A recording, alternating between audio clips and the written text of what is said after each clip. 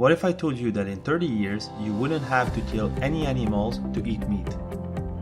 Humanity has been eating meat for thousands and thousands of years, and even with the new rise in popularity in vegetarianism and veganism, people are still eating meat everywhere in the world.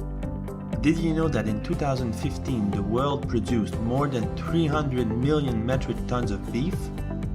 Also, the Food and Agriculture Organization of the United Nations estimates that global meat demand will increase up 73% by 2050. This is mostly due to increasing wealth in countries like China, India, Brazil, and even countries in Africa. The sad reality is that we will reach a point in the future where we won't be able to produce enough for everybody in this world. The staggering 30% of Earth's landmass already being used for production and the tremendous 20,000 liters of water needed to produce a single kilogram of beef makes the current meat production infrastructure very limited for growth. So obviously, other production avenues will need to rise, and out of those, lab-grown meat is one of the most promising solutions. This technique consists of harvesting a small sample of muscle from the animal.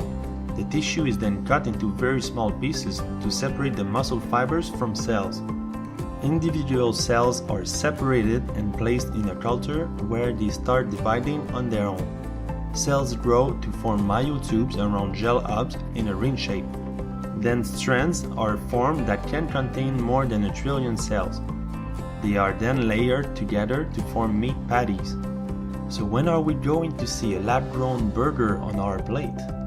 In 2013, the world's first lab-grown burger was unveiled to the world by Dr. Mark Poos of the University of Maastricht in the Netherlands. Back then, it carried a tremendous price tag of 250,000 euros. A little more than 2 years later, Mark Poos and his team came back with a burger being produced for a mere $11. Even though that sounds exciting, techniques to scale production up will need to be developed, and the taste will have to be improved also because it is considered to be fatless and a bit dry.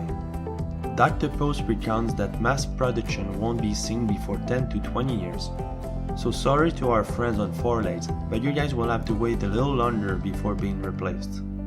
I hope this teaches you a little bit about what lab-grown meat could be for us in the future. And for more info, I highly encourage you to visit culturedbeef.net to follow the latest news about Dr. Mark Poos and his team.